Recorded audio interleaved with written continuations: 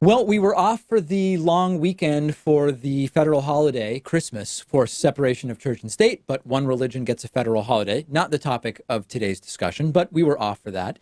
And the American economy and really the country precipitating this free fall that we are seeing under President Donald Trump. I don't even know where to start, so we'll just start with the stock market. This is, of course, just one thing that is going on.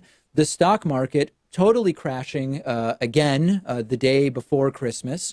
Dow down 12.2% year to date as of Monday's closing. A very erratic up and down day today. Who knows where we will end up? But as of Monday's closing, the Dow down 12.2% since the first trading day of 2018, which was January 2nd.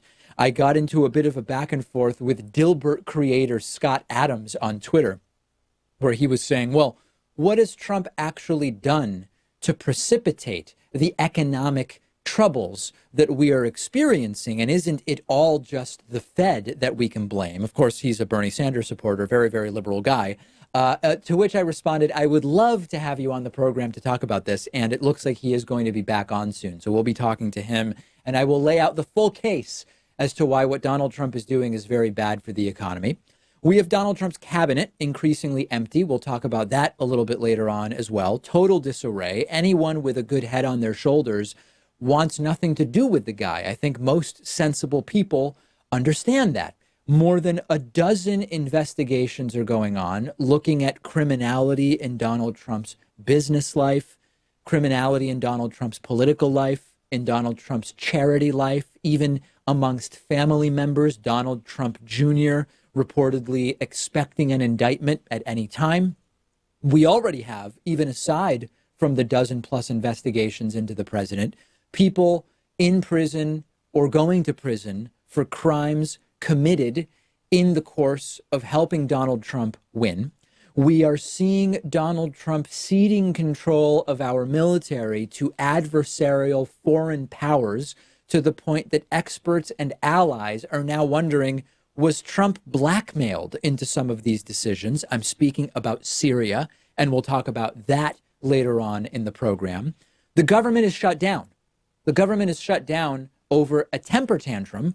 Trump furious with Democrats, despite the fact that Republicans control every aspect of the administration of the federal government at this point in time. Trump shutting down the government over a temper tantrum and sending out erratic and ludicrous tweets throughout Christmas Eve and Christmas Day, which we will also get to. Plans for the U.S.-Mexico border wall potentially completely dead, although Donald Trump is claiming to have found $5 billion for a couple hundred miles of that 2,000 plus mile border.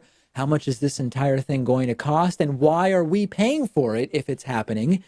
If Trump said that Mexico was going to pay for it, that another disaster of the Trump presidency. And then, and I've been talking about this one, Pat, for a while, our allies are bailing out one after the other after the other. The United States totally out of the world climate change conversation. World leaders regularly laughing in the face of our president at the United Nations when the guy can't figure out how to sign a trade agreement with the Mexican and Canadian leaders. Just an absolute laughingstock. And then, of course, even previously claimed victories like the denuclearization of North Korea. It's not happening. North Korea definitely not denuclearizing and may actually be advancing nuclear research and nuclear development. Who even remembers that at this point, despite Donald Trump's tweets claiming victory? So we've got economic policy that's a joke and actively destructive, Pat, a deficit that's been blown up to record numbers, despite Donald Trump saying that he's going to fix that, a trade deficit that has actually increased, despite Donald Trump claiming that his tariffs were going to fix that. This is an administration in free fall, the likes of which we never saw under President Obama. We never saw under George W. Bush, despite him being a disastrous president. This is something we have not seen for a very long time. Well, on the bright side, it's the holiday season. That tends to be a cheery time for many. Something about Hispanic unemployment and Black unemployment. I can't remember what the numbers are. And also, no one in Trump's immediate family has yet been indicted. So that's another positive. Yes, looking for the silver linings in this lovely time between Christmas and the New Year, although it looks like we're getting closer and closer to more indictments from Robert Mueller. So if you can point to something positive going on here, I know that there will be Trumpists who say, well, unemployment is down. And I would say, yes, I thought those numbers were fake when President Obama was president of the United States, but we do have those numbers. So that's something. What will be going on in 6 months? If you think the last 3 weeks have been bad, just imagine the next 6 months that we have ahead of us.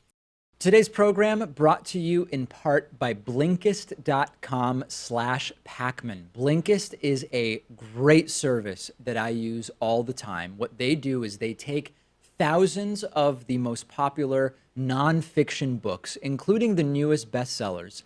They condense them into 15-minute audiobooks that you can listen to, and you still get the most crucial information and insights from each book. And I've listened to a ton of books on Blinkist. I recently checked out Soccernomics by Simon Cooper. We do have, after all, the World Cup going on recently. We also have been talking about BS Jobs, and there is a great new book, BS Jobs by David Graeber, which I listen to on Blinkist. They're constantly adding new books to the platform. You will never run out of fascinating and critically acclaimed books to enjoy. And our audience can get a 7-day free trial by going to Blinkist.com/Pakman. If you're watching on YouTube, I'm putting a link in the video description. And after the free trial, if you like it, you can continue enjoying thousands of condensed audiobooks for about $5 a month. That's BLINKIST.com/PAKMAN.